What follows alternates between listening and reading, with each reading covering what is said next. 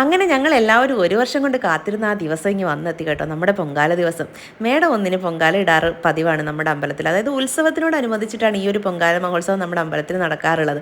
ഇതിൽ എല്ലാവരും ഞങ്ങളെല്ലാവരും ആ ഒരു പ്രദേശവാസികളെല്ലാവരും ഇതിനകത്ത് കഴിവതും പങ്കെടുക്കാറുണ്ട് പറ്റുന്ന സാഹചര്യങ്ങളിലൊക്കെ.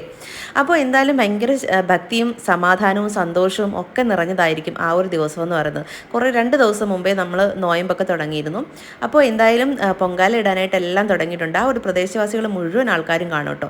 എന്തായാലും പൊങ്കാലയ്ക്ക് തീയൊക്കെ കത്തിച്ചു ഇടുന്നുണ്ട്. എല്ലാവരുടെയും പൊങ്കാല തിളച്ചതിന് ശേഷമാണ് എൻ്റെ തിളച്ചത് കേട്ടോ. അപ്പോൾ എനിക്ക് കുറച്ച് ടെൻഷൻ ഉണ്ടായിരുന്നു. അപ്പോൾ എന്നെ എല്ലാവരും കളിയാക്കി കേട്ടോ. കാരണം എൻ്റെ വ്രതം ശരിയാവാഞ്ഞിട്ടാണ് എൻ്റെ കലം തിളയ്ക്കാഞ്ഞെന്നുള്ളൊരു പറച്ചിൽ. എല്ലാവരും കൂടി എന്നെ ഇട്ടിങ്ങനെ സങ്കടപ്പെടുത്തിയപ്പോൾ എനിക്കും ഒരു വിഷമം വന്നു. അയ്യോ, ഇത് എൻ്റെ മാത്രം തിളയ്ക്കുന്നില്ലല്ലോ, തിളയ്ക്കുന്നത് അങ്ങനെ പറഞ്ഞിരിക്കുമ്പോൾ കൊണ്ട് എൻ്റെ കലം തിളച്ചു കേട്ടോ. അപ്പോൾ എനിക്ക് ഇത്തിരി അഹങ്കാരമൊക്കെ തോന്നി ഉള്ളുകൊണ്ട്, പെട്ടെന്ന് തിളച്ചല്ലോ എന്നുള്ളത്. അങ്ങനെ എല്ലാവരും അതിനകത്തുള്ള ചേരുവകളൊക്കെ ചേർക്കാനായിട്ട് തന്നെ ഇരുന്നു.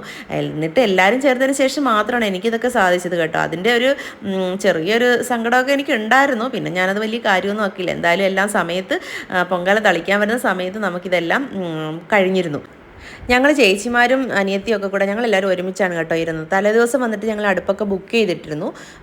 ഒരുപാട് തിരക്കില്ലെങ്കിൽ പോലും നമുക്ക് ഈ വെയിലൊക്കെ നല്ല കാലാവസ്ഥയ്ക്ക് ഭയങ്കര ചൂടാണല്ലോ. ആ ഒരു കാരണം കൊണ്ട് ഞങ്ങളൊരു മരച്ചുവട്ടിലൊക്കെയാണ് പോയിരുന്നത്. പക്ഷേ ചെന്ന് നിന്നപ്പോൾ മുതൽ ഒരു 5:30 ആയപ്പോൾ മുതൽ നമ്മൾ അമ്പലത്തിലുണ്ട്. ആ സമയം തൊട്ട് വിയർക്കാൻ തുടങ്ങിയാണ്. പൊങ്കാലക്കള്ളത്തിനൊക്കെ തീ കൊടുക്കുന്നതിന് മുമ്പേ ഭയങ്കരമായിട്ട് വിയർക്കാൻ തുടങ്ങി. അപ്പോഴത്തേക്ക് ഇത് എങ്ങനെയും ഒന്ന് കഴിഞ്ഞാൽ മതി എന്നുള്ളൊരു തോന്നലായിരുന്നു. കാരണം അത്രയ്ക്ക് ചൂട് കൊണ്ടിട്ട് നിൽക്കാനും വയ്യ. അപ്പോൾ തീ കൊടുത്തു കഴിഞ്ഞപ്പോഴത്തേക്ക് പിന്നെ വീണ്ടും ഭയങ്കര ചൂടായിരുന്നു കേട്ടോ. അറിയാമല്ലോ ഇപ്പോഴത്തെ ഈ ഒരു കാലാവസ്ഥ. അങ്ങനെ എല്ലാവരും പൊങ്കാല ഇടുന്നതിൻ്റെ ആ ഒരു ഭക്തിയിലായിരുന്നു കേട്ടോ. അങ്ങനെ എല്ലാവരുടെയും കലം തിളച്ചു. ഓരോരുത്തരുടെയൊക്കെ വറ്റി തുടങ്ങിയിട്ടുണ്ട്. അപ്പോഴും നമ്മുടേത് കുറച്ച് സമയം എടുത്തു കേട്ടോ. എൻ്റേത് ശരിക്കും സമയം എടുത്തിട്ടാണ് വറ്റി വന്നത്. അപ്പോൾ എന്താണെന്നറിയില്ല.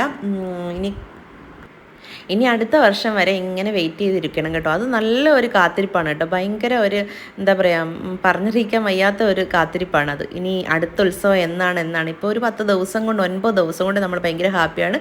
അപ്പോൾ എല്ലാവരും നമ്മുടെ ആ പ്രദേശം മൊത്തം ഹാപ്പിയാണ് കേട്ടോ. ഇനിയിപ്പോൾ നാളെ ഒരു ദിവസം കൂടി കഴിഞ്ഞ് കഴിഞ്ഞാൽ നമുക്ക് ഭയങ്കര സങ്കടമാകും. കാരണം വിഷുവിൻ്റെ അന്നത്തോടു കൂടി നമ്മുടെ ഉത്സവം സമാപിക്കും. അപ്പോൾ പിന്നെ ഭയങ്കര വിഷമമാണ്. ഇനി വെയിറ്റിംഗ് ആണല്ലോ പിന്നീട്. അപ്പോൾ അങ്ങനെ പൊങ്കാലയെല്ലാം റെഡിയായി. ഞങ്ങൾ അതിൻ്റെ ഇടയ്ക്ക് ഫോട്ടോസും വീഡിയോസും ഒക്കെ എടുക്കാനായിട്ട് മറന്നില്ല. അങ്ങനെ ഞങ്ങൾ കുറേ ഫോട്ടോസൊക്കെ എടുത്തു കേട്ടോ.